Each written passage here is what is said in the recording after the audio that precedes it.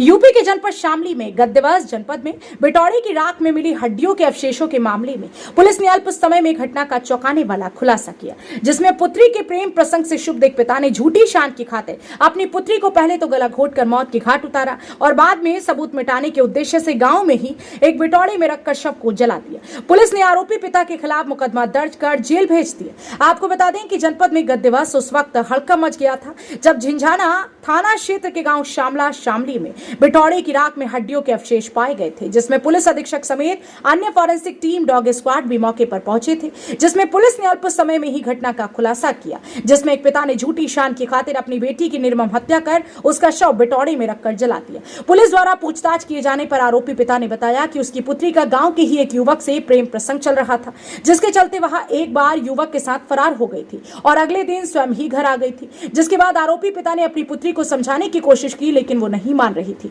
जिसके बाद से ही वह अपनी पुत्री को मौत की घाट उतारने की फिराक में था। जहां बीती 9 सितंबर की रात्रि हैवान बने पिता ने खेत में ले जाकर अपनी पुत्री को ही गला दबाकर पहले तो निर्मम हत्या की और बाद में मृतका के शव को सबूत मिटाने के उद्देश्य से बिटौड़े में रखकर जला दिया। पुलिस द्वारा गिरफ्तार किए गए आरोपी पिता का नाम प्रमोद निवासी गांव शामला शामली थाना झिंझाना बताया गया। पुलिस ने आरोपी पिता को गिरफ्तार कर सुसंगत धाराओं में मुकदमा दर्ज कर जेल भेज दिया है। वहीं उक्त मामला क्षेत्र में चर्चा का विषय बना।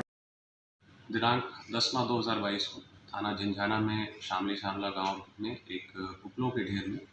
हड्डियों के कुछ अवशेष मिले थे, जिस संबंध में स्थानीय पुलिस द्वारा तत्काल मौके पर पहुंचकर घटनास्थल को सुरक्षित किया गया।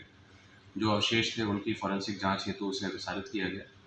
और स्थानीय पुलिस द्वारा जानकारी करने पर यह ज्ञात हुआ कि वह एक लड़की का शव था जो स्थानीय उसी गाँव की निवासी है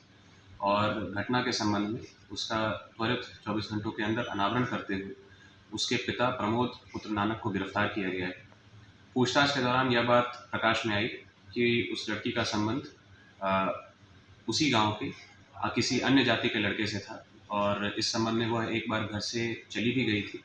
वापस आने के उपरांत उसके पिता उससे लगातार क्षुब्ध रहते थे और यह दुर्भावना उनके मन में पहले से थी।